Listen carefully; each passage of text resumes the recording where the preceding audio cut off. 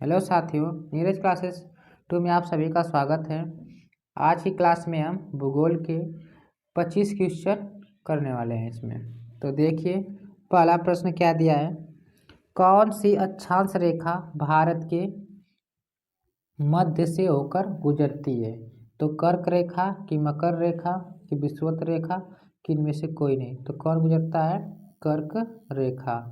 Option A इसका right answer सही है। इसके बाद आगे देखिए अगला प्रश्न दिया है कि कर्क रेखा भारत के कितने राज्यों से होकर गुजरती है? तो 5 कि 6 कि 8 कि इनमें से कोई नहीं। अगर जिसको पता है कमेंट सेक्शन में इसका आंसर बता सकता है, और जिसने अभी लाइक नहीं किया है तो लाइक और चैनल को सब्सक्राइब कर ले। तो कितने राज्यों से गुजरती है ये? 8 राज्यों से गुजरती है। ऑप्शन सी इसका राइट आंसर सही है। इसके बाद आगे देखिए अगला प्रश्न दिया है कि भारत की पूर्व से पश्चिम तक की लंबाई कितनी है?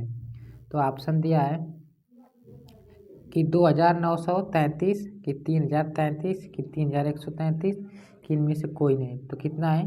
2933। ऑप्शन ए इसका राइट आंसर सही है। इसके बाद आगे देखिए चौथा क्वेश्चन दिया है कि भारत के उत्तर से दक्षिण तक की लंबाई कितनी है? अभी तो पूरब से पश्चिम था, अब देखिए उत्तर से दक्षिण तक की लंबाई। तो 2933 है कि 3214 कि 3124 कि इनमें से कोई नहीं। तो कितनी है? 3214। ऑप्शन बी इसका राइट आंसर सही है।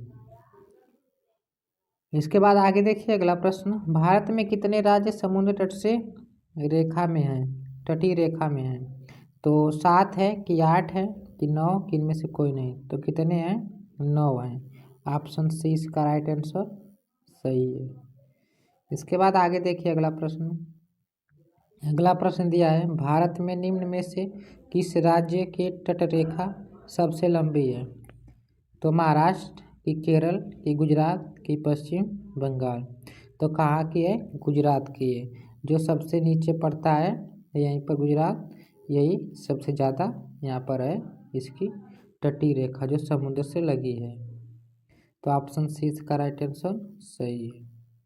इसके बाद आगे देखिए अगला प्रश्न दिया है कि निम्न भारतीय राज्यों में से किससे होकर कर्क रेखा गुजरती है? तो उत्तर प्रदेश से गुजरती है कि मध्य प्रदेश कि गुजरात कि झारखंड? तो किससे होकर गुजरती है ये? गुजरात से होकर गुजरती है। ऑप्शन सी इसका राइट आंसर सही है।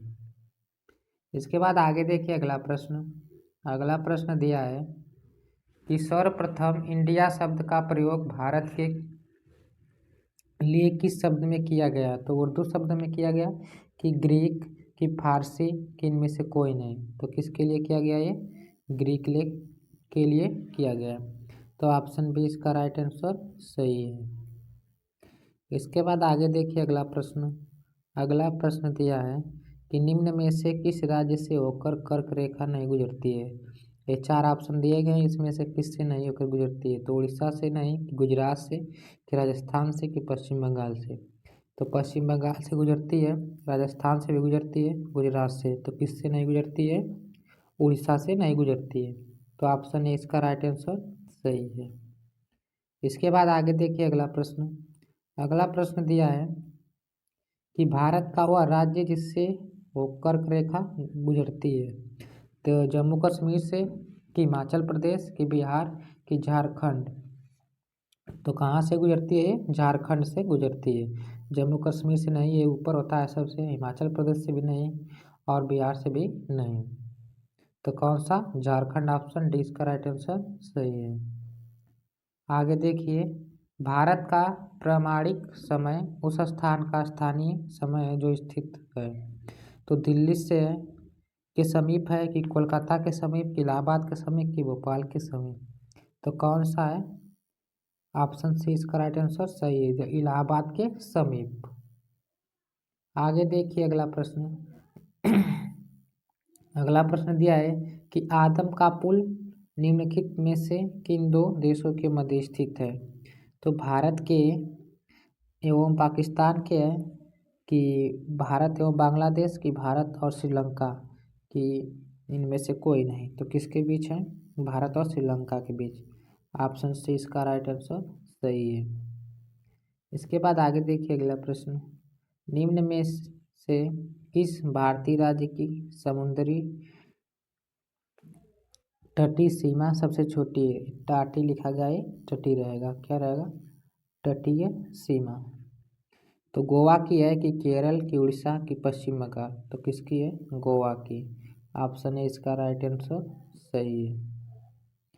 इसके बाद आगे देखिए अगला प्रश्न, निम्न में से कौन सा द्वीप भारत और श्रीलंका के मध्य स्थित है? तो न्यूमार्क स्थित है, कि लक्षद्वीप, की गंगा सागर, की रामेश्वरम?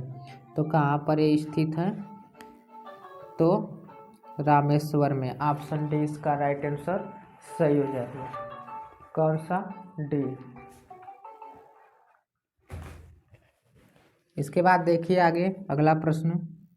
अगला प्रश्न क्या दिया है कि लक्षद्वीप समूह में द्वीपों की संख्या कितनी है? तो 17 है, कि 27, की 36, की 44? तो कितनी है? 36। ऑप्शन सी इसका राइट आंसर सही है। इसके बाद आगे देखिए अगला प्रश्न, थार मरुभूमि किस राज्य में स्थित है? तो गुजरात में है, कि राजस्थान में, कि पंजाब में, कि हरियाणा में? राजस्थान में। तो ऑप्शन सी इसका राइट, बी ऑप्शन इसका राइट सही है। कौन सा? Option B. इसके बाद आगे देखिए अगला प्रश्न, सबसे छोटी स्थलीय सीमा भारत के किस देश के साथ है? तो पाकिस्तान, की नेपाल, की म्यांमार, की भूटान? तो किसके साथ है? भूटान के। ऑप्शन डी इसका राइट आंसर सही है। इसके बाद आगे देखिए अगला प्रश्न। अगला प्रश्न दिया है, भारत का कौन सा भू आकृति विभाग प्राचीनतम है? तो उत्तर पूर्व पर्वतीय प्रदेश, की गंगा ब्रह्मपुत्र का मैदान, की प्रायद्वीपीय पठार, की समुद्र तटीय मैदान? तो कौन सा है? प्रायद्वीपीय पठार। ऑप्शन सी इसका राइट आंसर सही है। इसके बाद आगे देखिए अगला प्रश्न, भारत का पूर्वी समुद्री तट किस नाम से जाना जाता है? तो दीघा घाट, की कोरामंडल तट, की ग्वालियर, की जमशेद? तो कौन सा है ये? तो कोरामंडल तट है। ऑप्शन बी इसका राइट आंसर सही है। आगे देखिए अगला प्रश्न, भारतीय क्षेत्र में स्थित दो ज्वालामुखी द्वीप हैं। तो आरती एवं न्यूमोर, की पंबन एवं बैरन, की बैरन एवं नारकोडम, की ग्रेट अंडमान एवं लिटिल कार्बोर? तो कौन सा है? बैरन एवं नारकोडम। तो ऑप्शन सी इसका राइट आंसर सही है। इसके बाद आगे देखिए अगला प्रश्न, हैदराबाद का जुड़वा नगर किसे कहते हैं? तो निजामाबाद, की सिकंदराबाद, की आसिफाबाद, की आलियाबाद? तो कौन सा है? सिकंदराबाद। तो ऑप्शन बी इसका राइट आंसर सही है। इसके बाद आगे देखिए अगला प्रश्न। अगला प्रश्न क्या है कि कोच्चि का जुड़वा नगर कौन सा है? तो एर्नाकुलम, की अमोड़ा, की अल्मेपी, की सभी? तो कौन सा है? एर्नाकुलम। ऑप्शन ए इसका राइट आंसर सही है।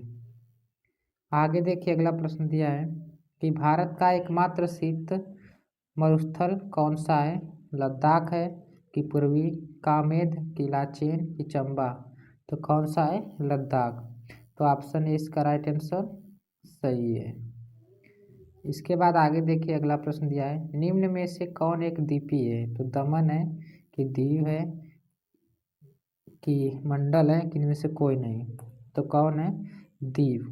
ऑप्शन बी इसका राइट आंसर सही है। तो आज का लास्ट क्वेश्चन, निम्न में से कौन एक केंद्र शासित प्रदेश नहीं है? तो इसका कमेंट सेक्शन में आप लोग आंसर बताइएगा, और क्लास कैसी लगी ये भी कमेंट कीजिए। और जो पहली बार इस चैनल के माध्यम से देख रहा है तो चैनल सब्सक्राइब, लाइक, शेयर कीजिए। तब तक के लिए धन्यवाद।